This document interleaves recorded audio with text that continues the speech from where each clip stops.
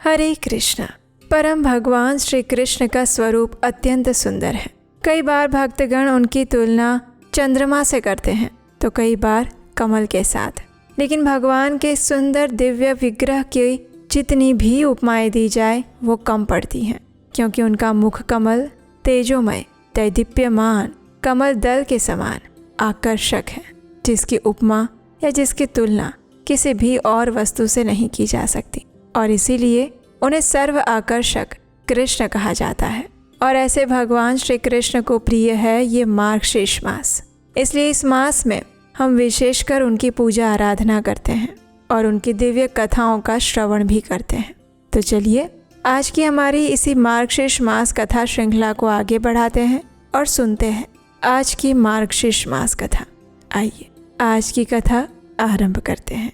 भगवान श्री कृष्ण को अपने नजर समक्ष देखकर सभी व्रजवासी अत्यंत हर्ष से प्रसन्न होने लगे, लेकिन उनका ये सुख कुछ ही देर तक रहा। अचानक ही उस वृंदावन में सहसा वन के भीतरी भाग में दावानल प्रकट हो गया। चारों ओर आग लग गई। उन सबके साथ गायों का समुदाय भी उस दावाग्नि में घिर गया। चारों दिशाओं में पर्वतों के समान आग की ऊंची ऊंची लपटें उठने लगी। सभी लोग भयभीत हो गए। सबको यही लगने लगा कि अब हमारे नाश का समय निकट आ गया है। और उस समय फिर एक बार सभी व्रजवासी, गोपियां और ग्वाल बाल एकत्रित होकर पूर्ण भक्ति भाव से दोनों हाथ जोड़कर भगवान श्री कृष्ण की स्तुति करने लगे।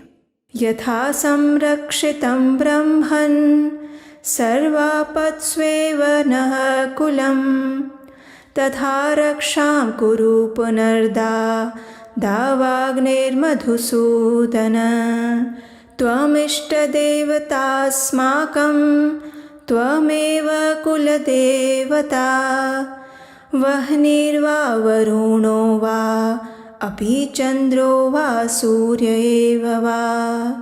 हे ब्रह्मन, हे मधुसूदन, आपने सभी आपत्तियों से हमारी रक्षा की है। उसी प्रकार फिर एक बार इस दावानल से हमें बचाइए। आप ही हमारे इष्ट देवता हैं, आप ही हमारे कुल देवता। संसार की सृष्टि, पालन और संहार करने वाले भी आप ही हैं। अग्नि, वरुण, चंद्रमा, सूर्य, यम, कुबेर, वायु, ईशान आदि देवता, ब्रह्मा जी, शिव जी, शेष, धर्मदेव, इंद्र, मुनिंद्र और अन्य जो भी चराचर प्राणी हैं, वे सब के सब आपकी ही विभूतियां हैं। उन सब के आविर्भाव और लय आपकी इच्छा से होते हैं। हे गोविंद, हमें अभयदान दीजिए और इस अग्नि का संहार कीजिए। हम आपकी शरण में आए हैं। इस प्रकार कहकर वे सभी लोग भगवान श्री कृष्ण के चरण कमलों का चिंतन करते हुए वहीं पर रह गए। भगवान श्री कृष्ण की अमृतमय दृष्टि उस दावानल के ऊपर पड़ी और देखते ही देखते वो संपूर्ण दावानल दूर चला गया। और फिर एक बार सभी ग्वाल बाल प्रसन्न होकर नाचने और कूदने लगे। इस कथा को आगे बढ़ाते हुए श्री नारायण ऋषि कहते हैं कि जो भी मनुष्य प्रातः काल में उठकर इस परम पुण्यमय स्तोत्र का पाठ करता है, उसे जन्म जन्म में कभी भी अग्नि से भय नहीं रह जाता। शत्रुओं से घिर जाने पर, दावानल में आ जाने पर और भारी विपत्ति पड़ने पर भी इस स्तोत्र का पाठ करके मनुष्य हर प्रकार के दुखों से छुटकारा पा सकता है, और इसमें कोई संशय नहीं है। इसका पाठ करने से शत्रुओं की सेना क्षीण हो जाती है और वो मनुष्य युद्ध में सर्वत्र विजयी बनता है और अंत में भगवान श्री हरि की भक्ति और उनके दास्य सुख को पा लेता है। भगवान श्री कृष्ण सभी वृंदावन वासियों की दावानल से रक्षा करने के बाद वे उन सब के साथ अपने गृह में वापस गए। नंद भवन में जाकर महाराज नंद ने आनंद पूर्वक सभी ब्राह्मणों को प्रचुर मात्रा में दान दिया। ज्ञाति वर्ग के लोगों और भाई बंधुओं को भोजन करवाया। नाना प्रकार के मंगल कार्य और हरिनाम संकीर्तन करवाया। ब्राह्मणों द्वारा प्रसन्नता पूर्वक वेद पाठ करवाया। और इस प्रकार वृंदावन के घर घर में वे सभी गोपबाल और ग्वाल श्री कृष्ण चरणार विंद के चिंतन में एकाग्र होकर चित्त पूर्वक रहने लगे। अब एक दिन बलराम जी सहित माधव खा पीकर चंदन आदि से चर्चित होकर ग्वाल बालों के साथ वृंदावन में गए। वहाँ पर भगवान ने अपने सभी मित्रों के साथ खेल क्रीड़ा की और उतने में उनकी सभी गायें बहुत दूर निकल गई। उस समय ब्रह्मा जी श्री कृष्ण का प्रभाव नहीं जानते थे और उसे जानने के लिए उन्होंने भगवान श्री कृष्ण और ग्वाल बालों की सभी गायें, बछड़ों और ग्वाल बालों को चुरा लिया। जब भगवान श्री कृष्ण को इस बात का पता चला तो उन सर्वज्ञ योगेंद्र श्री हरि ने अपनी योग माया से पुनः उन सभी ग्वाल बालों, सखाओं, गायों और प्राणियों की सृष्टि कर ली। उन्होंने अपने आप को ही विस्तारित कर दिया उन सभी स्वरूपों में। दिन भर गायें चराने के बाद भगवान श्री हरि संध्या में बलराम जी के साथ और अपने ही द्वारा विस्तारित किए गए सभी ग्वाल बालों के साथ पुनः अपने घर लौट आए और ये नियम उनका 1 वर्ष तक चलता रहा। वे प्रतिदिन गायों, ग्वाल बालों और बलराम जी के साथ यमुना तट पर आते, संध्या के समय लौट जाते। भगवान के इस दिव्य प्रभाव को देखकर ब्रह्मा जी का मस्तक लज्जा से झुक गया। वे भांडीर वट के नीचे जहाँ श्री हरि बैठे हुए थे वहाँ पर आए। उन्होंने ग्वाल बालों से घिरे हुए श्री कृष्ण को देखा, मानो नक्षत्रों के बीच में पूर्णिमा के चंद्रदेव प्रकाशित हो रहे हो। उस समय गोविंद रत्नमय सिंहासन पर बैठे हुए थे और मंद मंद मुस्कुरा रहे थे। उन परिपूर्णतम शांत स्वरूप राधा कांत को देखकर ब्रह्मा जी अत्यंत विस्मित हो गए और वे बार बार उनके चरण कमलों में उन्हें प्रणाम करने लगे और उन्हें देखने लगे। उन्होंने अपने हृदय कमल में जिस स्वरूप को देखा था वही उन्हें बाहर भी दिखाई दिया। जो मूर्ति सामने थी वही पीछे और अगल बगल में भी दिख रही थी। वहाँ वृंदावन में सब कुछ श्री कृष्ण के ही तुल्य देखकर जगत गुरु ब्रह्मा जी उसी रूप का ध्यान करते हुए वहीं पर बैठ गए। गायें, बछड़े, बालक, लता, गुल्म सभी चीजें वृंदावन में ब्रह्मा जी को श्याम सुंदर के समान रूप में ही दिखाई देने लगी। अब ये आश्चर्य देखकर ब्रह्मा जी ने फिर से ध्यान लगाया और अब उन्हें संपूर्ण त्रिलोकी श्री कृष्ण के सिवा और कुछ भी नहीं दिखाई दे रहा था। अचानक वे सोचने लगे, अरे ये वृक्ष कहाँ गए? कहाँ है वो पर्वत? कहाँ गई पृथ्वी, समुद्र, देवता, गंधर्व, मुनिंद्र और मानव कहाँ चले गए? कहाँ है इस जगत का बीज और कहाँ है स्वर्ग, गायें? भगवान श्री हरि की माया से ब्रह्मा जी ने ये सब कुछ अपनी आंखों से देखा और सबको कृष्णमय पाया। अब ये सारी माया देखकर ब्रह्मा जी आश्चर्यचकित रह गए और वे कुछ भी नहीं बोल सके। वो सोचने लगे कि अब मैं किस प्रकार स्तुति करूं, मेरे मुख से वाणी नहीं निकल रही। इस प्रकार मन ही मन विचार करके ब्रह्मा जी वहीं पर बैठकर जप करने का प्रयास करने लगे। उन्होंने सुखपूर्वक योगासन में बैठकर दोनों हाथ जोड़ लिए। उनके सारे अंग पुलकित हो गए, नेत्रों से अश्रुधारा बहने लगी और वे अत्यंत दीन भाव में आ गए। उसके बाद उन्होंने ईडा, सुषुम्ना, मध्या, पिंगला, नलिनी और धुरा इन 6 नाड़ियों को प्रयत्न पूर्वक योग द्वारा बांध दिया। उसके बाद मूलाधार, स्वाधिष्ठान, मणिपुर, अनाहत, विशुद्ध और आज्ञा इन 6 चक्रों को निबद्ध किया। फिर कुंडलिनी द्वारा एक एक चक्र का लंघन कराते हुए क्रमशः 6 चक्रों का भेदन करके विधाता उसे ब्रह्म रंध्र में लेकर आए। प्राण वायु को वहां पर निबद्ध किया और फिर से क्रमशः हृदय कमल के बीच में नाड़ी के पास ले आए। उस वायु को घुमाकर विधाता ने मध्या नाड़ी के साथ संयुक्त कर दिया और ऐसा करके वे निश्चल भाव में आ गए।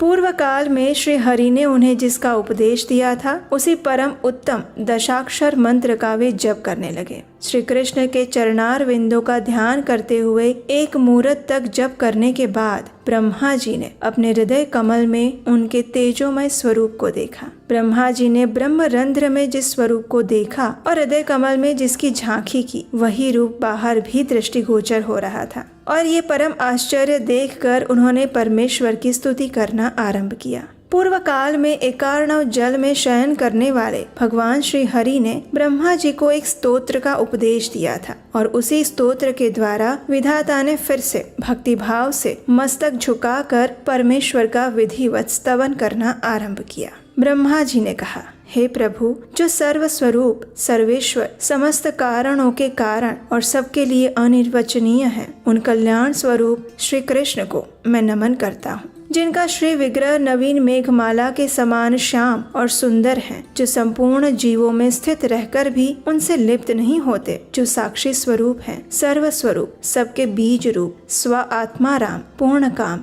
विश्वव्यापी और सनातन है, जो सर्व आधार, सब में विचरने वाले, सर्व आराध्य और सर्व मंगल कारण है। मैं उनको नमन करता हूँ। संपूर्ण मंत्र जिनके स्वरूप हैं, जो समस्त संपदाओं की प्राप्ति कराने वाले और श्रेष्ठ हैं, जिनमें शक्ति का संयोग और वियोग दोनों होता है, जो शक्ति के बीज, शक्ति रूपधारी और घोर संसार सागर में शक्तिमयी नौका से युक्त हैं, उन भक्त वत्सल कृपालु कर्णधार को मैं नमस्कार करता हूँ। जो संपूर्ण शरीरों में शांत रूप से विद्यमान है, किसी की दृष्टि पथ में नहीं आते, जो तर्क के अविषय हैं, ध्यान से वश में भी नहीं होते, जो नित्य विद्यमान है, जो रास मंडल के मध्य भाग में विराजमान होते हैं। गोपांगनाएं सदैव जिनकी सेवा करती हैं, उन राधा वल्लभ को मैं नमस्कार करता हूँ। जो वेद वेदों के जनक और सर्व वेदांग स्वरूप हैं, उन सर्व मंत्रमय परमेश्वर को मैं प्रणाम करता हूँ। जो सार से सारतर द्रव्य, अपूर्व,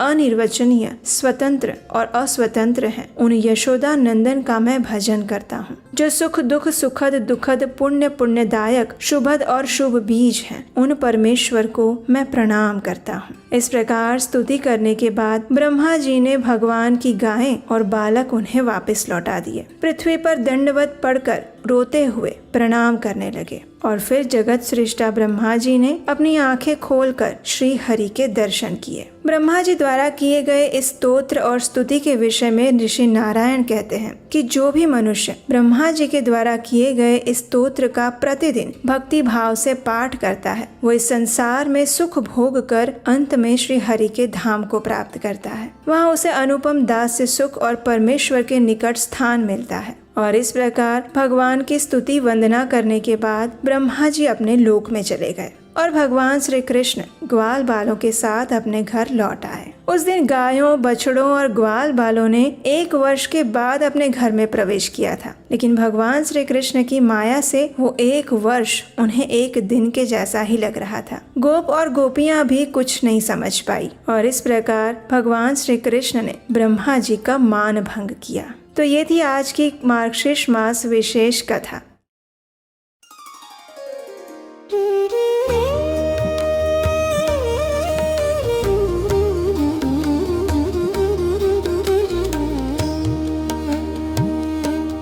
वंशी शोभित कर मधुर नील जलद तन श्याम अरुणाधर जनु बिंबा फल पीतांबर शुभ साज।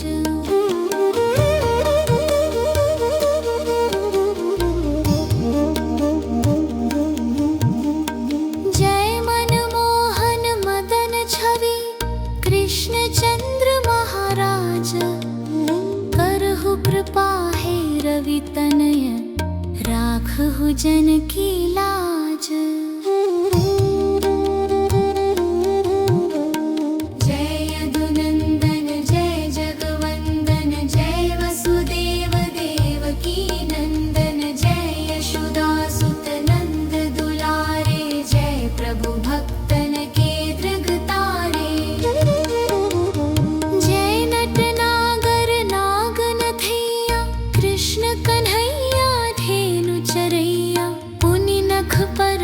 गिरिवर धारो आओ दीनन कष्ट निवारो।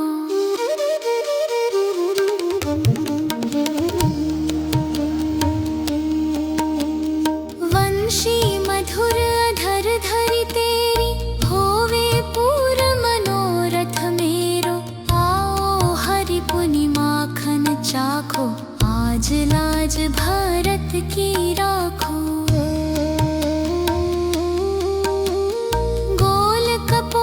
चिबुक अरुणारे मृदु मुस्कान मोहिनी डारे।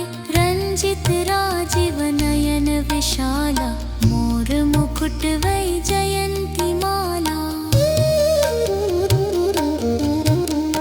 कुंडल श्रवण पीत पट आछे कटिकिम कर्णिका छन काछे। नील जलज सुंदर तनु सोहे छवि लखी सुर नर मुनि।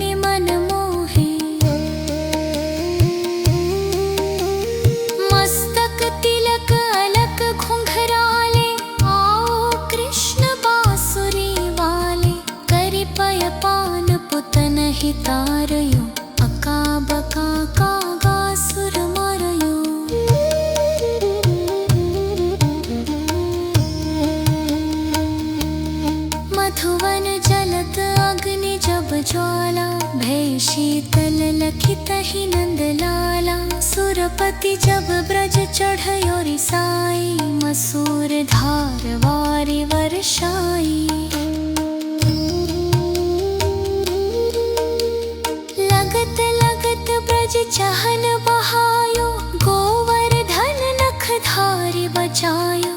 लखिय सुदामन भ्रम अधिकाई, मुख मह 14 भुवन दिखाई। दुष्ट कंस अति उधम मचायो, कोटि कमल जब फूल मंगायो। नाथि कालियहि तब तुम लीन्हे, चरण चिन्ह दे निर्भय किन्हे। करि गोपिन संग रास विलासा, सबकी पूर्ण करी अभिलाषा। केतिक महासुर संहारयो, कंस ही केस पकड़ी दे मरयो। मात पिता की बंदी छुड़ाई, उग्रसेन कह राज दिलाई। मही से मृतक 6 सुत लायो, मातु देवी की शोक मिटायो। भौमासुर मुर दैत्य सहारी, लाए 8 सहस कुमारी। दय भिन्ही तृण चीर सहारा, जरा सिंधु राक्षस कह मारा। असुर बकासुर आदिक मारयो, भक्तन के तब कष्ट निवार्यो। दीन सुदामा के दुख टार्यो, तंदुल 3 मूठ मुख डारयो। प्रेम के साग विदुर घर मांगे, दुर्योधन के मेवा त्यागे। लखी प्रेम की महिमा भारी, ऐसे श्याम दीन हितकारी। भारत के पारथ रथ हाके, लिए चक्र कर नहीं बल ताके। निज गीता के ज्ञान सुनाए, भक्तन हृदय सुधा वर्षाए। मीरा थी ऐसी मत वाली, विष पी गई बजा कर ताली। राना भेजा सांप पिटारी, शालिग्राम बने बनवारी। निज माया तुम विधि दिखायो, औरते संशय सकल मिटायो। तब शत निंदा करि तत्काला, जीवन मुक्त भयो शिशुपाला। जब ही द्रौपदी ढेर लगाई, दीनानाथ लाज अब जाई। तुरत ही वसन बने नंद लाला, बढ़े चीर भय अरि मोह काला। असनाथ के नाथ कन्हैया, डूबत वर बचारत नैया। संदर गास आसुर धारी, नया दृष्ट दीजे बनिवारी। मुख सकल ममत मति निवारो, शिमहु बेपि अकलाध रमारो। खोलो कटव वर्षन तेजे, बोलो कृष्ण कन्हैया दीजे। नेह चालीसा कृष्ण को, आठ करोड़ धारी। रिष्ट सिद्धि अवनिधि धरि, लहे पदार भिचारी।